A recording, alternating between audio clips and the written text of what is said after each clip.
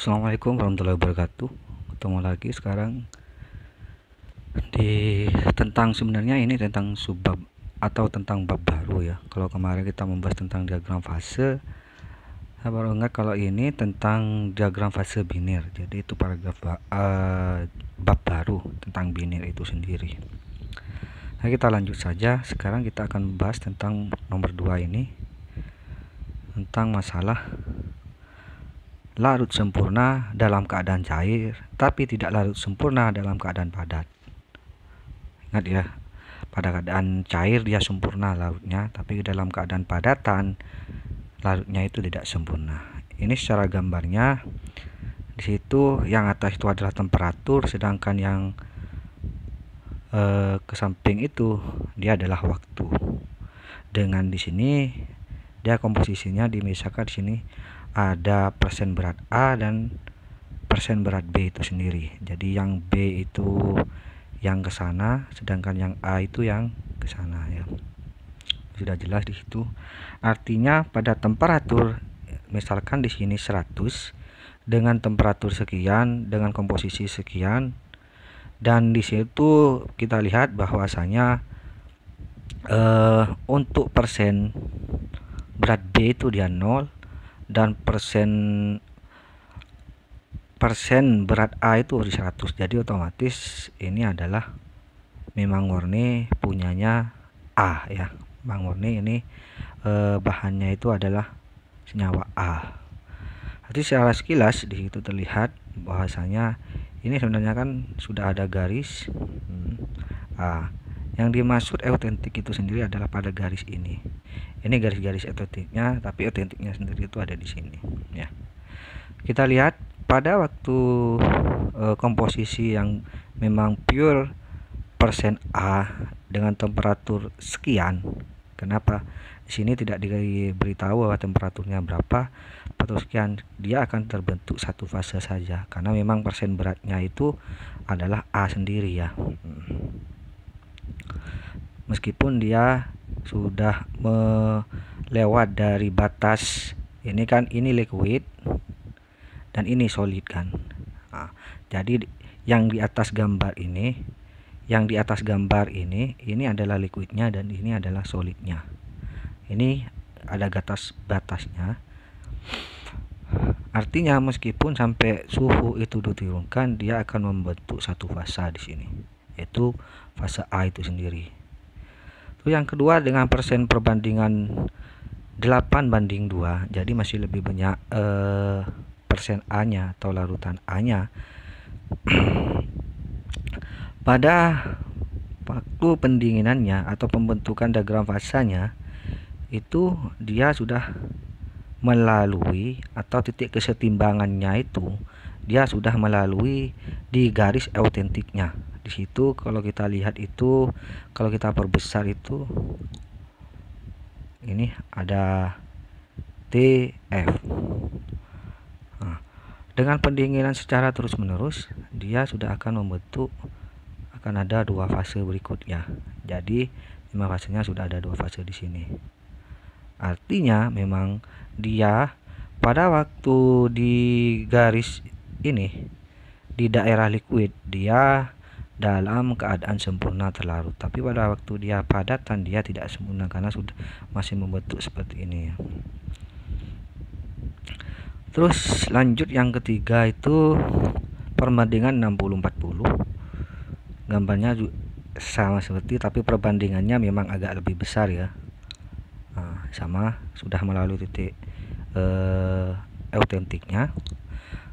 50-50 dia masih tidak sampai ke titik autentiknya itu sendiri. Jadi memang sudah lebih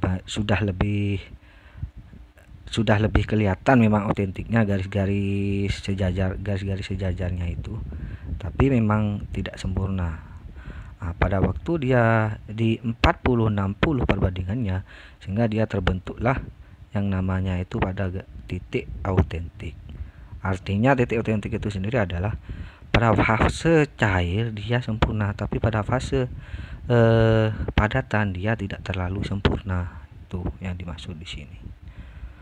Oke, itu pembahasan untuk eutentik. Sekarang di sini untuk gambar di sini adalah pendinginan untuk berbagai komposisi. Nah, sekarang diterangkan kan bahwa situ ada BI, ada CD ya. Jadi sekarang senyawanya itu ada BI dan CD. Kalau kita masih ingat pada waktu dulu itu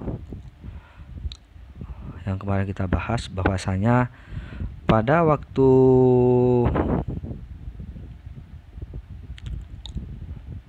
saya kesini dulu. Kalau yang minggu kemarin tuh kita membahas di sini ya. Pada titik D itu sendiri, ini yang garis D itu, garis D ini D D D D itu adalah dikatakan solid komplit, artinya memang sudah benar-benar solidnya itu terbentuk. Nah, yang kedua itu pada waktu di titik B itu adalah awal mula solid itu akan terbentuk. Jadi dari liquid mau membentuk solid. Sedangkan di sini dia sudah terbentuk solid komplit. Jadi solid sempurna. Kita ke bawah lagi. Ya. Nah, kalau kita sekarang ke bawah ke sini, artinya di sini pada waktu dia di D, dia awal mula tadi dikatakan bahwa D itu adalah solid komplit. Jadi solid komplit itu kesempurnaan dari solid itu sendiri atau padatan itu sendiri. Ini ada di D, tapi di sini D itu dia masih, ini kan ada ya, ini D, ini D, ini D, ini masih sisa 2 ya. Nah, sini di D sini ini dia sudah melalui di titik autentik. Sedangkan fokus di sini adalah komposisi 40-60 itu yang seperti disebutkan tadi, dia sudah ada berada di autentik itu sendiri. Nah, sedangkan untuk A itu sendiri definisinya di situ ada melting point-nya. Itu keterangan dari dalam gambar ini sendiri ya. Jadi memang sekilas dia menjelaskan di D itu adalah titik. Kalau tadi kan di gambar yang atas itu adalah solid komplitnya, tapi di sini memang solid komplitnya, di D itu memang solid komplitnya, tapi di sini masih ada garis autentik. Kenapa di sini yang D yang ini masih menyangkut di melting point-nya, di sini juga di melting point-nya atau masih dalam bentuk liquidnya tuh. Kalau secara gambar ini kita lihat di sini ada melting point, di sini juga ada melting point. Tapi di sini untuk B dan di sini untuk A. Melting point itu titik leburnya ya, biar kalian ngerti. Jadi pada saat perbandingan itu 20-80, dia akan bereaksi dengan suhu sekian. Kalau dalam gambar yang di atas, dia ada di titik ini, sehingga dia akan membentuk liquid per solid A. Jadi kalau lebih banyak, kenapa solid A? Karena kan lebih banyaknya A-nya ya. Terus yang kedua itu ini ada solid B ya, lebih banyak B-nya. Artinya percampurannya itu lebih banyak B. Karena tergantung dari perbandingannya. Kan tapi perbandingan di 40-60 itu dia akan ada di titik autentik. Jadi titik autentik itu sendiri dia dikatakan awal mula mau menjadi sempurna. Maka di situ dikatakan dia akan sempurna bereaksi pada waktu di cair, tapi tidak sempurna pada waktu dia padatan. Nah, ini kan dia menumpuknya kan di sini ini wilayah liquid. Dengan di sini seharusnya kan kalau kita sekilas, kalau dari gambar ini dia kan titik pertemuannya liquid sama solid di sini kan. Nah, itu makanya di situ dikatakan tidak sempurna. Ini untuk pembahasan ini secara detailnya. Di situ ada alloy 1, alloy 2, alloy 3. Artinya kalau alloy 1 itu dia tidak kesetimbangannya itu antara liquid A dan liquid B dan padatan itu sendiri ya, solid A solid B. di situ untuk alloy 1. Sedangkan untuk alloy 2 itu sendiri adalah liquid plus solid A, dan alloy 3 itu sendiri adalah liquid per solid B. Nah, itu definisinya. Nah, di garis-garis ini kan sudah diketahui bahwa ini hypo alloy dan sini hyper. Jadi lebih kuat yang ini ya. Kita lihat keterangannya itu, setiap garis komposisi yang memotong garis kesetimbangan horizontal datar selalu mengalami 2 tahap transformasi. Jadi yang melalui arah datar ini ya, arah datar. Misalkan ini, dia di sini ini sudah membentuk solid A ya. Nah, dia melalui titik ini, melalui titik kedua ini, dia sudah solid A plus solid B. Melalui titik ini lagi, dia sudah liquid plus solid A. Tuh, artinya di situ. Oke, yang nomor 3 adalah larut sempurna dalam keadaan cair, kan tetapi larut sebagian. Berarti kalau sebagian itu kan misalkan sebagian sedikit ya, karena namanya sebagian. Kalau tidak larut sempurna kan bisa juga setengah gitu. Tapi ini larut sebagian, lebih sedikit dalam keadaan tadi. Larut sebagian dalam keadaan padat, reaksi autentik. Tadi kalau tadi autentik ya, mana tadi?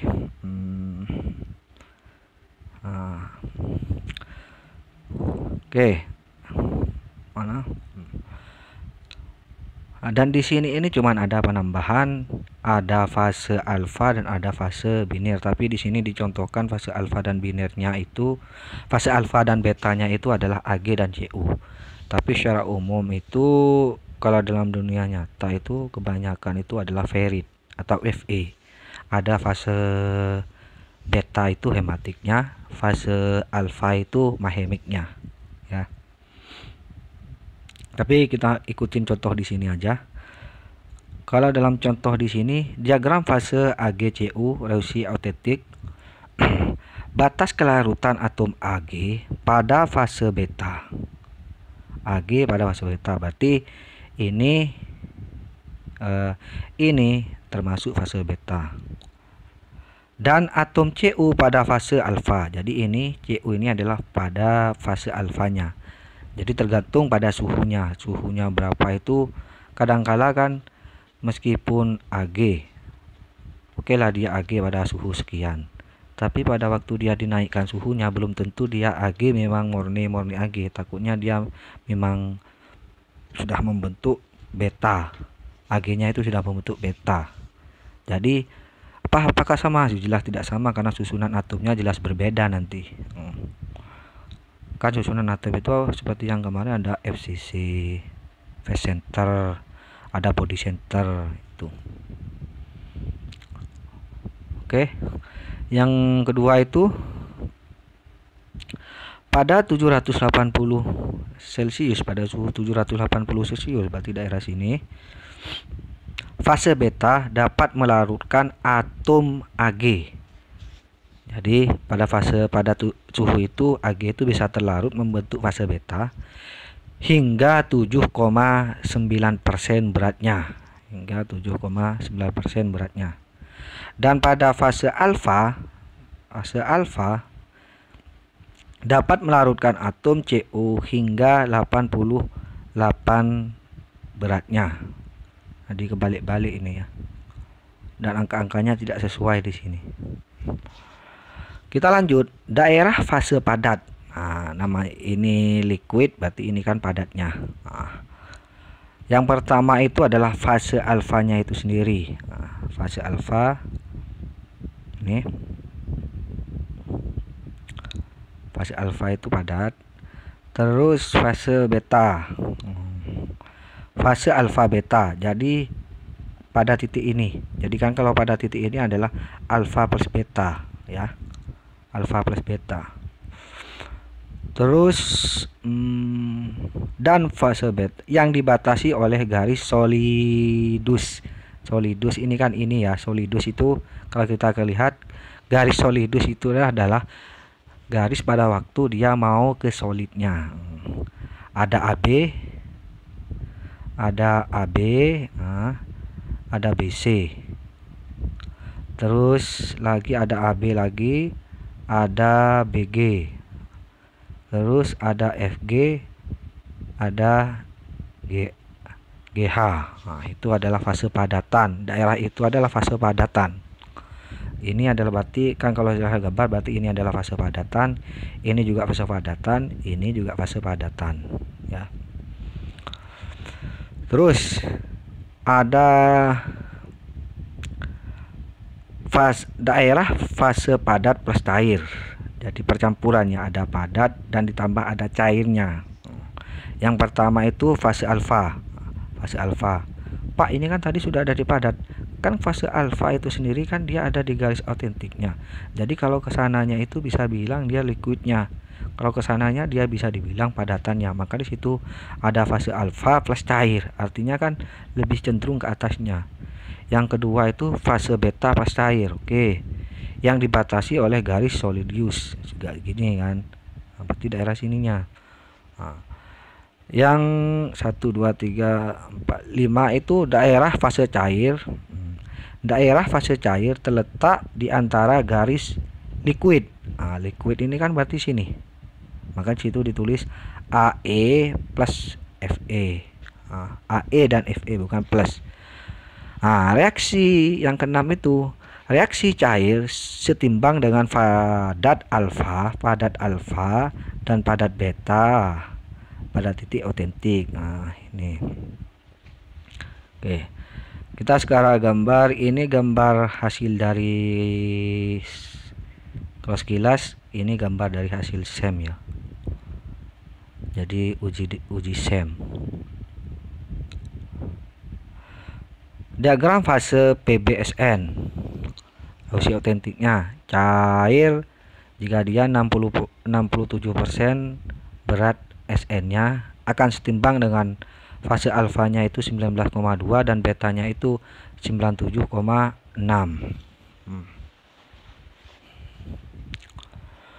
Oke, kita lihat gambar di sini. Ini gambarnya ya. Jadi memang gambarnya itu ada beta dan alfa. Berarti secara tidak singkat berarti betanya itu yang lebih banyak dan alfanya yang lebih sedikit. Kita lihat gambar di sampingnya itu. Nah, itu pada percampuran di situ 40-60. Nah, pada waktu di titik itu kita menyeberang ke titik dari titik autentik dan titik liquid, titik solidnya. Dia akan bertemu misalkan dia di titik sini. Jadi sebelum garis liquid, sebelum garis autentik, sebelum menyentuh garis solidus.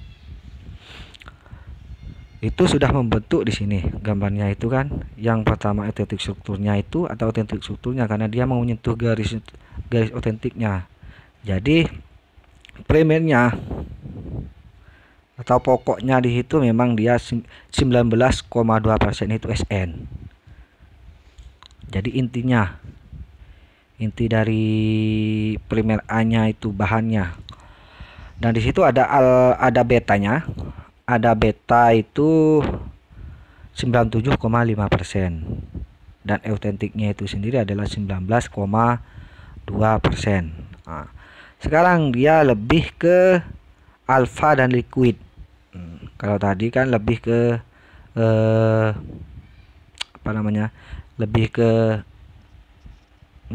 lebih ke solid. Tapi sekarang lebih ke liquidnya. Maka di situ gambarnya ini. Gambarnya udah ganti ini. Saya perbesar. Dia alfanya itu akan membentuk persenannya itu 19,2 dan liquidnya itu 61,9. Kenapa? Dia lebih ke liquidnya ya. Dan ada di titik K, artinya dia sudah menjauh dari titik autentiknya. Maka di situ titik K berarti dia alfa, ada L, ada alfa dan ada L, karena dua-duanya sudah hampir setimbang. Dan yang terakhir itu ada L dengan C4% SN-nya. Jadi memang L namanya liquid berarti cuma liquid saja. Nah, itu. Contoh alloy 1 di situ kan, karena kita lihat atau kita baca di sini, pada paduan binir seperti diagram fase PBSN ada komposisi paduan spesifik yang dikenal sebagai authentic composition, di mana proses pendinginan solidifikasi terjadi pada temperatur rendah dibanding komposisi lainnya. Udah kita jelaskan tadi ya. Temperatur rendah tersebut berkaitan dengan temperatur terendah di mana masih terdapat fase cair ketika didinginkan dengan lambat. Kalau pastinya ya, kalau didinginkan lambat dari fase cair didinginkan secara lambat untuk membeku itu kan lambat laut. Temperatur tersebut biasanya disebut temperatur autentik. Jadi sudah ada ya, apa itu fase, apa itu temperatur autentik, apa itu komposisi autentik. Perhatikan pada alloy 1. Titik autentik pada komposisi 61,9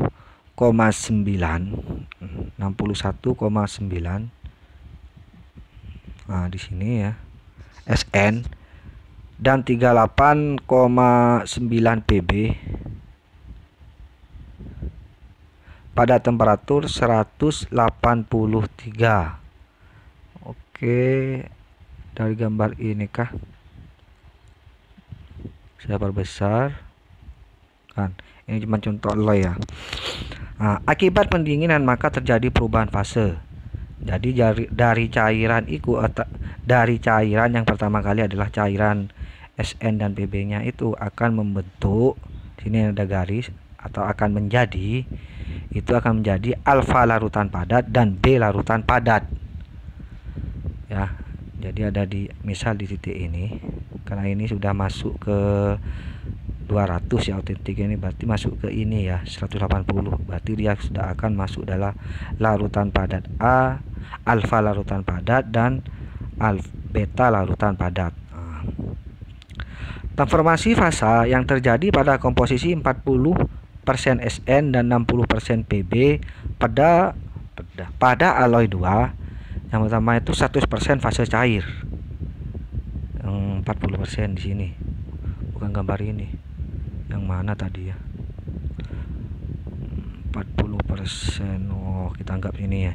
40% di sini, 20-40 sini. Dia fase cair 40-60. Oke, nih. Dia kan ada di sini. Jadi 40-60 fase cair berarti ini ya. Terjadi pengintian fase alfa. Jadi lebih mengintikan fase alfa karena proses pendinginan memotong garis kesetimbangan fase alfa dan liquid. Ini di titik ini, di gambar itu. Pada temperatur 230 Celcius, fase alfa mengalami pertumbuhan alfa 20% dan liquid 76%. Oh, gambarnya ini gak kelihatan ya.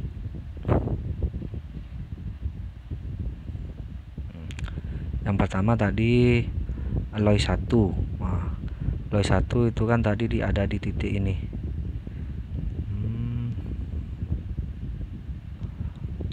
Alloy 1 itu kan ada di titik ini. Alloy 2 kita lihat, kita perkecil bahwa tadi kata-katanya itu pada 40-60 itu 100% cair. 40-60 berarti kan di garis ini,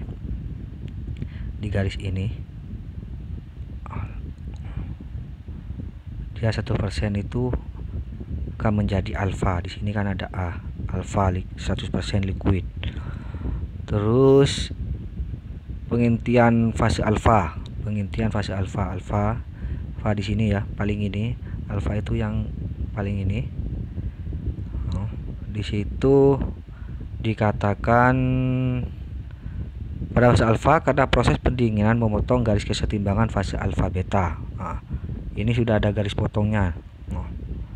Jadi alfanya juga dipotong dan fase alfa betanya juga dipotong. Itu. Maka yang terjadi adalah ada di titik fase itu ada alfa dan liquid. Oke, kalau secara gambarnya, kalau kita mau mencari alfanya, di situ ada 48 dikurangi 40, berarti dari nilai yang ini ya, yang ini dari sini nilai di 40 dan 48 dikali 100%, 48 dikurangi 15 kali 11%-nya. Oke, itu sebenarnya nggak terlalu masuk.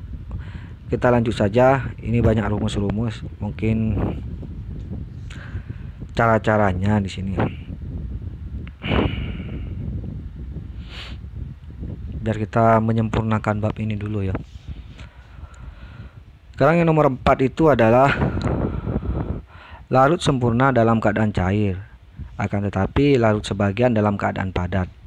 Jadi pada keadaan padat itu dia sebagian, dan disitu disebut reaksi peritektik. Jadi gambarnya kan sudah beda ya. Disitu sudah ada, memang ada alfa, tapi betanya itu ada di bawah di sini. Sehingga untuk liquidnya itu sendiri dia akan banyak ruang ya. Untuk liquidnya sendiri dia akan banyak ruang, dan di sini juga liquid plus alfa karena masih ada hubungannya ya. Dan di sini adalah liquid plus betanya. Jadi pada garis ini adalah garis solidnya, garis solidius, dan ini garis liquidus, dan di sini ada garis solidnya. Oke, kita lihat keterangannya. Itu diagram fase AGPT merupakan contoh terbaik yang memiliki reaksi peristetik. Pada sistem ini reaksi peristetik liquid plus alfa akan menjadi beta, terjadi pada 42% Ag. Oke, ada di sini dia.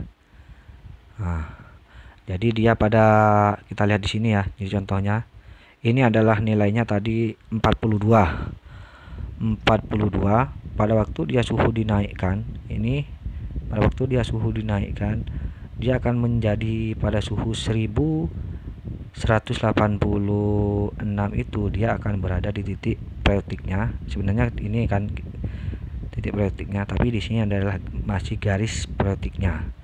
Pada waktu dia dinaikkan suhunya pada suhu 1400, dia sudah berada pada fase liquid plus alfanya. Pada waktu dia dinaikkan lagi ke, misal ini sini 1900, dia otomatis dia akan membentuk liquid itu sendiri. Kalau kita bahas di sini penurunannya, berarti dari alloy 1 yang dimaksud alloy 1, dia misalkan melting pointnya itu 1800. Oke, 1800.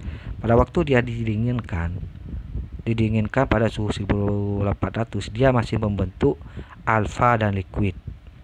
Jadi untuk alfa Ag-nya, pada dia waktu didinginkan pada suhu 1200, dia masih ada di titik peritektiknya. Nah, baru kalau dia didinginkan sampai 0, dia sudah akan membentuk alfa plus beta. Jadi sudah setimbang ya, jadi alfa plus betanya. Oke, yang nomor 5 adalah larut sempurna dalam keadaan cair dan tidak larut dalam keadaan padat dan membentuk senyawa. Jadi kalau dalam keadaan cair dia larut. Misalkan gula sama air lah, dia kan larut dalam keadaan cair. Tapi kalau dalam keadaan padat dia tidak larut, tapi dia tidak membentuk senyawa. Kita fokus ke sini. Di sini berarti gambarnya ini ada alfa, ini ada beta. Karena dia tidak dalam keadaan padat, tidak larut dan membentuk senyawa lain, maka otomatis dia akan ada banyak variabel-variabel. Oke, di sini ada melting pointnya. Di sini ada liquid. Di sini ada liquid ya. Dan di titik ini sebenarnya sudah masuk solid ya. Di titik ini sudah masuk solidnya. Berarti di situ dengan komposisi A dan B, misalkan dia ada di titik ini di komposisi misal 100% A, berarti dia masih ada di alfa A nya. Pada waktu komposisi misal 20%, pada suhu sekian dia masih di alfa, dan percampuran dari A plus betanya. Pada waktu dia suhu dinaikkan, maka dia akan menjadi liquid plus alfanya. Ya, ini ada gambarnya di sini. Saya perkecil, oke. Ini secara sekilas. Nah, ini ada poin-poinnya di situ ya. Meskipun sedikit. Ini komposisinya Mg sama Pb. Mg sama Pb itu, ini kebetulan ada suhunya ya. Dia pada waktu persenan 80 bandingan 20-80, dia ada di titik sini, dia masih membentuk Mg2Pb. Kesetimbangannya Mg2Pb. Pada waktu suhu dia dinaikkan mencapai di titik di sini, daerah sini, dia sudah membentuk alfa. Alfa yang di sini masuk, atau doping alfa itu masuk, bukan doping sih. Ikatan itu akan berikatan membentuk alfa juga. Pada waktu dia dinaikkan lagi, dia ada di titik ini sudah membentuk liquidnya. Di sini ini ada beta plus liquid, daerah beta plus liquid, ini daerah betanya sedikit, ini Mg2Pb plus beta ya. Itu sekilas saja karena memang tidak ada contohnya di sini. Sistem AB terpisah menjadi dua bagian seolah-olah ada dua diagram fasa. Diagram fase A dibagi AMBN dan diagram fase AMBM dibagi B. Jadi ada dua fase terlihat pada dua garis eutektik yang berbeda reaksinya pada suhu T1, pada temperatur T1. Jika liquid itu akan menjadi alfa AM plus BN. Pada temperatur kedua, liquid itu akan menjadi AM BM plus alfa. Jadi ada dua bagian ya. Oke, yang nomor 6 adalah larut sebagian dalam keadaan cair. Itu disebut reaksi monotektik. Reaksi monotektik. Ini reaksi eutektiknya ada di sini, ada sebelah sini. Ini monotektiknya.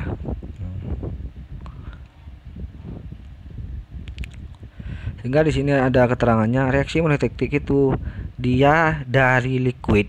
Jadi dari liquid, dari liquid dia akan menjadi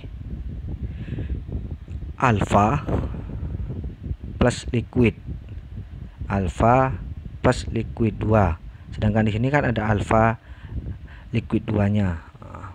Terjadi pada temperatur 95 dan persennya 36. Berarti daerah ini 30, berarti daerah ini ya. Ini yang akan membentuk liquid itu, dia akan membentuk alfa liquid 2. Yang ketujuh, tidak larut dalam cair maupun padat. Jadi pastinya dia akan membentuk liquid alfa dan liquid B, solid A, liquid B, solid A, solid B. Itu kan reaksi-reaksi fase yang umum terjadi. Eutektik itu jika dari liquid didinginkan itu akan membentuk alfa plus beta. Ini gambarnya ya, alfa plus beta. Yang kedua, jika eutektoid dari alfa, jika bahannya itu sudah dalam bentuk alfa, jadi kalau alfa itu padatan ataupun cair, jika didinginkan dia akan membentuk alfa dan gamma. Gamma mana namanya ini, sigma, alfa, beta, sigma. Jika alfa ini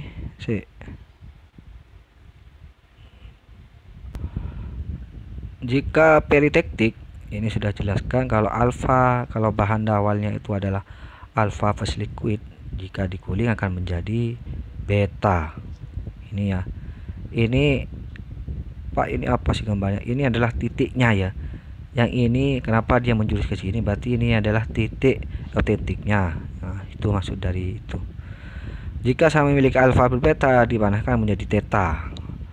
Monotektiknya itu jika saya memiliki liquid dan itu didinginkan ke bentuk liquid 1 di sini ya. Ini liquid 1. Jika saya memiliki liquid 1, dia akan jika didinginkan akan membentuk alfa plus liquid 2. Nah, itu. Contoh diagram fase. Saya tidak menjelaskan ini karena terlalu banyak, jadi butuh waktu lama. Dan ini ada contoh diagram fase 2. Nah, fase 2 ini kita bahas sedikit karena ini sedikit pembahasannya ya. Persen silikon, atomic persen silikon dan temperatur.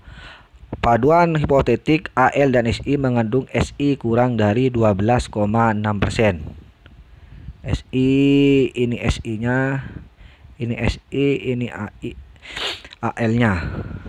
Nah, paduan eutetik Al Si mengandung Si sekitar 12,6%. Kok gak kelihatan ya? Oh, ini 55. Ah, ini kan 12,2.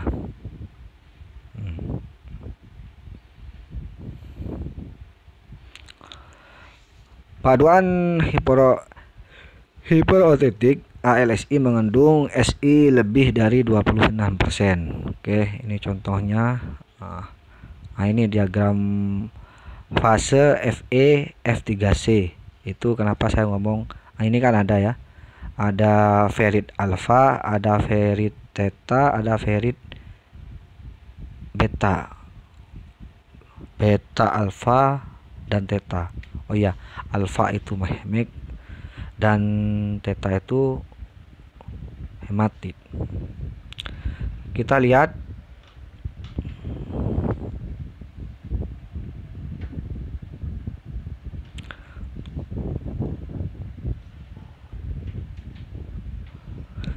di sini. Besi murni pada temperatur ruang disebut ferrit atau besi alfa yang mempunyai struktur kristal BCC. Ferrit akan berubah menjadi austenite atau besi theta pada temperatur 912 derajat 912 Celcius dengan struktur kristal FCC. Jadi dari BCC body center akan menjadi face center. Pada temperatur 1538 Celcius, austenite ini akan berubah menjadi besi ferrit theta dan struktur kristal berubah lagi menjadi VCC. Nah, baja dan besi tuang adalah besi yang mempunyai kadar karbon kecil dari 6,7%. Oke lah. Anda sambil baca sendiri nih, meskipun saya akan kasih materinya nanti biar tidak banyak waktu. Oke, ini ada contoh soal menggambar diagram fase tipe 3. Oke, untuk sementara saya anggap selesai aja dulu ini ya untuk diagram fase dan diagram fase binir ini. Jadi tugas Anda sekarang membuat 4 soal dan 4 jawaban ya, dikumpulkan di grup ya. Jadi tugas Anda itu membuat 4 soal dan 4 jawaban dari diagram fase dan diagram fase binir ini, dikumpulkan tetap H-1 paling lambat. Oke, untuk sementara itu saja dari saya. Oh ya, lupa, sebenarnya kan kalau dalam kalender akademik kita masih kurang 3 pertemuan sama ini ya. Tapi kalau di absen saya itu tinggal 2 pertemuan sama ini. Dan setelah saya selidiki ternyata ada di bulan kemarin itu kita libur 2 minggu tapi kita masuk. Oh, itu loh. Saya kita libur di kalender akademik tapi saya masih masuk atau memberi materi pada kalian. Jadi untuk minggu terakhir yang semestinya kita libur itu mungkin saya akan ngasih tugas tambahan buat kalian, jadi untuk mengangkat nilai kalian. Oke, itu saja untuk pertemuan ini. Pertemuan berikutnya kita akan berpindah pada bab baru ya. Kurang lebihnya saya minta maaf. Assalamualaikum warahmatullahi wabarakatuh.